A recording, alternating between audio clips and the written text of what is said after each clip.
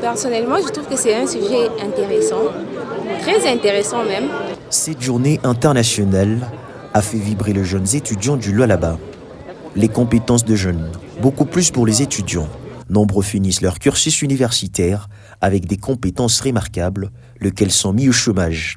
À qui la faute? Des réactions sont légion. On voit l'étudiant lui-même qui, pendant les moments de sa formation, acquiert des compétences qu'il doit appliquer dans la vie active.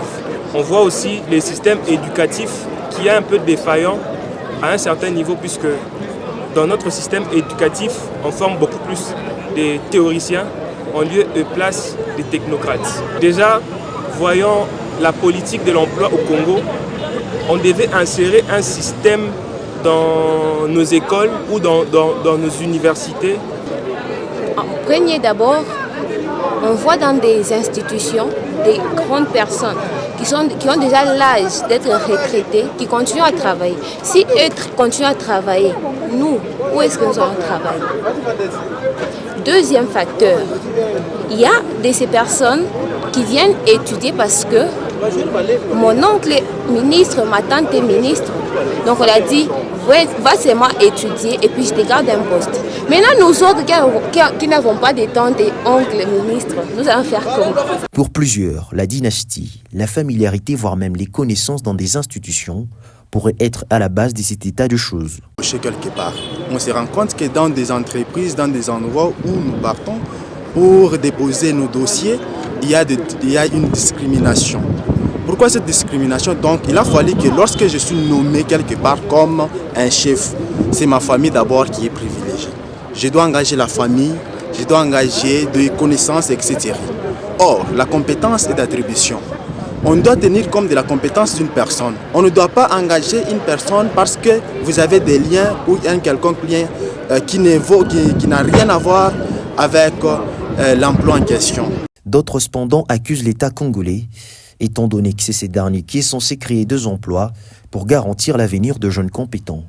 D'après moi, l'État, c'est comme un parent, c'est un père, c'est le chef de famille. C'est à l'État d'organiser, c'est à l'État de prévenir.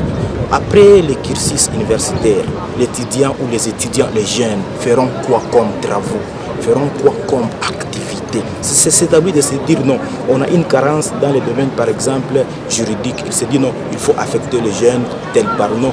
On a une carence dans les domaines de l'agriculture, il faut former les ingénieurs. Où je pointe du doigt l'État congolais dans son inaction et son manque de contrôle de la jeunesse comme il le faut. Parce que vous allez vous rendre compte que les États qui se sont développés l'ont fait avec la jeunesse. Au vu de tout le monde, plusieurs jeunes finissent les études, imbibés des théories et compétences, pourtant qui ne servent à rien. La faute semble être partagée, selon Alvin Basselé, enseignant à l'université. Si nous allons du côté gouvernement, il y a un problème de la création d'emplois publics. Les gouvernements ne contribuent pas à cela. Autre chose aussi, il y a un manque de financement de projets. Les jeunes que nous avons, les jeunes étudiants ici, ils ont des projets. D'ailleurs, dans le système LMD, il y a le projet Titoré pour chaque année. Ces jeunes-là ont des projets et après, ils ne savent pas comment en bénéficier à cela. La hausse du chômage chez le jeune est une donnée incontournable de nos économies, que ce soit dans le pays dit développé ou dans le pays en développement. Du haut de l'estrade,